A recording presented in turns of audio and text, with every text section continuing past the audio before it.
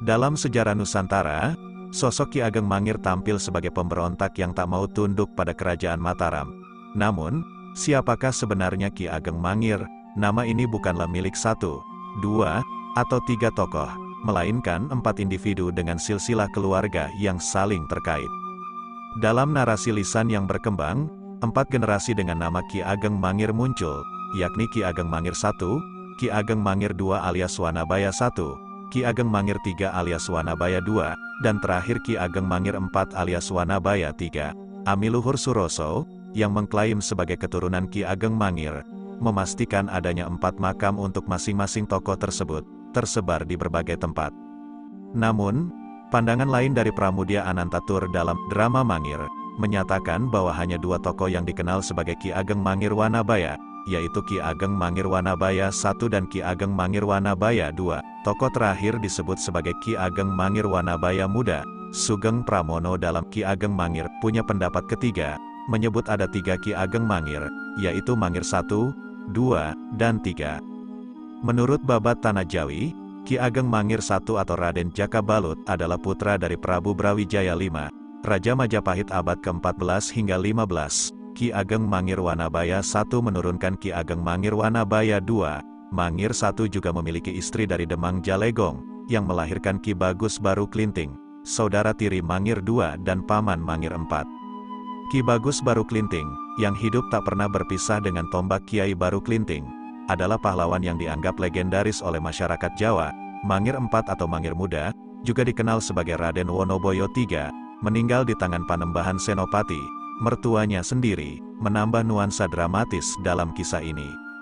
Kisah 3 nama besar dalam sejarah Jawa, Panembahan Senopati, Ki Ageng Mangir, dan Pembayun, masih terus bergema hingga kini. Mangir menjadi simbol cinta kemerdekaan, Senopati berusaha menegakkan derajat Mataram Raya, dan Pembayun membawa kisah romantis hingga akhir hayat. Pergantian kepemimpinan dari Pajang ke Mataram pada tahun 1589 Masehi membawa ketenangan di bumi Mangir. Ki Ageng Mangir Wonoboyo II meninggal dan digantikan oleh putranya, Ki Ageng Mangir Wonoboyo III atau Ki Ageng Mangir IV. Panembahan Senopati, yang mendengar ketidakpatuhan Mangir terhadap kekuasaan Mataram, memutuskan untuk menghadapi Ki Ageng Mangir.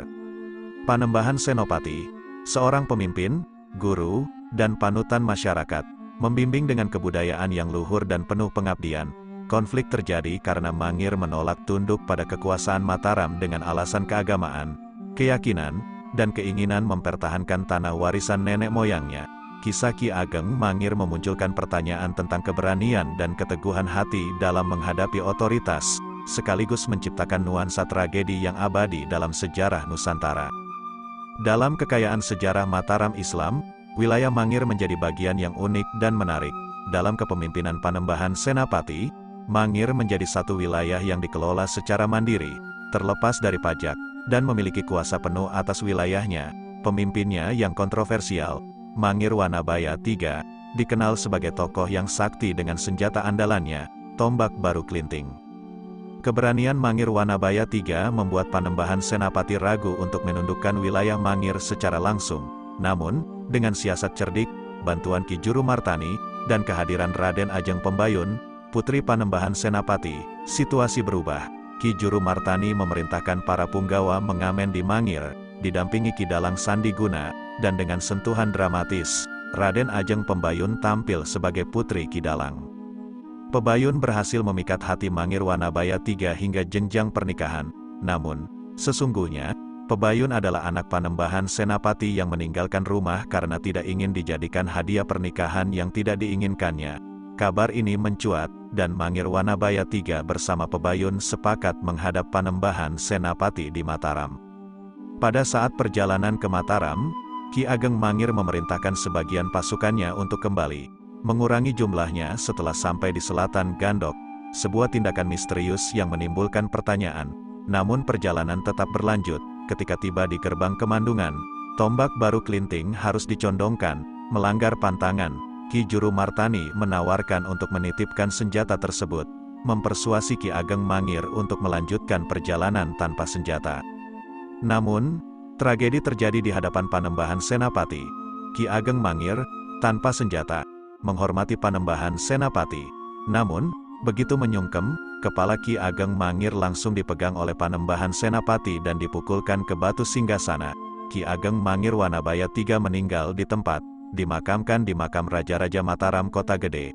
Jenazahnya ditempatkan setengah dalam dan setengah di luar, menggambarkan dualitas peran sebagai menantu dan musuh Panembahan Senapati.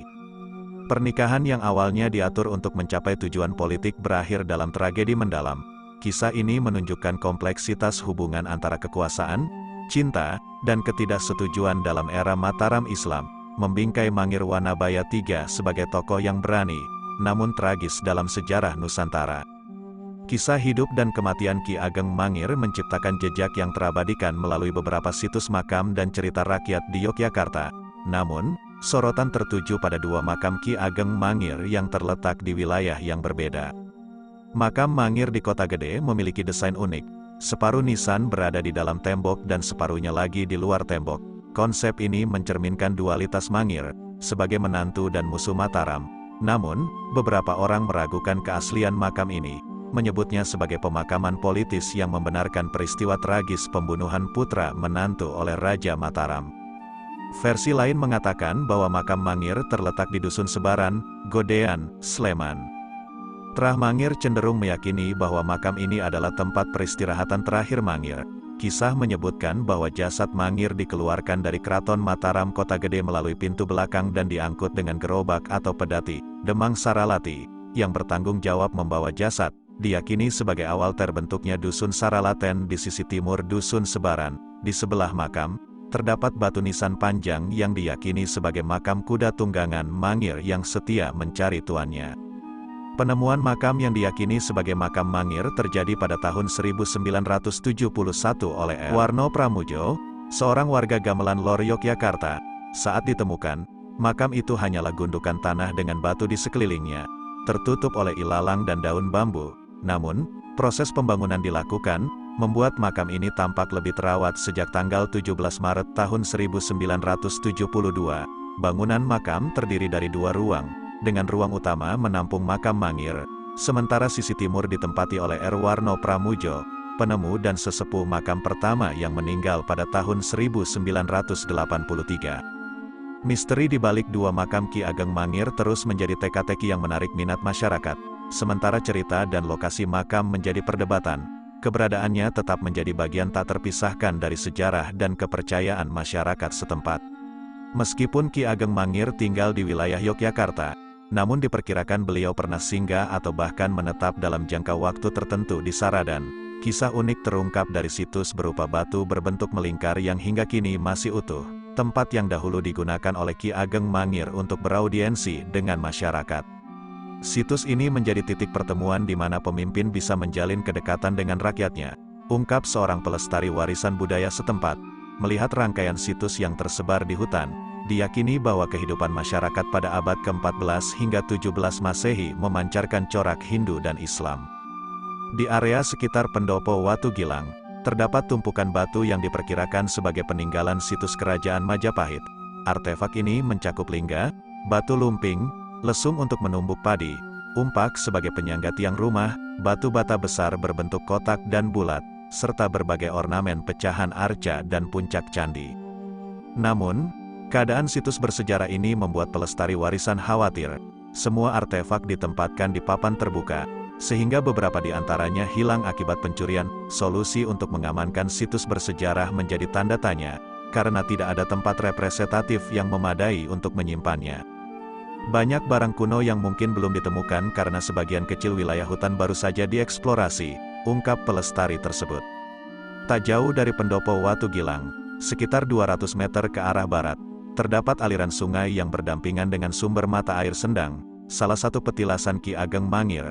Di Dusun Pepe, Petak 19, Caruban, terdapat pemandian abadi berukuran 1,5 x 2 meter yang dibangun dari batu bata, dengan kedalaman air mencapai 3 meter, berfungsi sebagai tempat mandi khusus raja.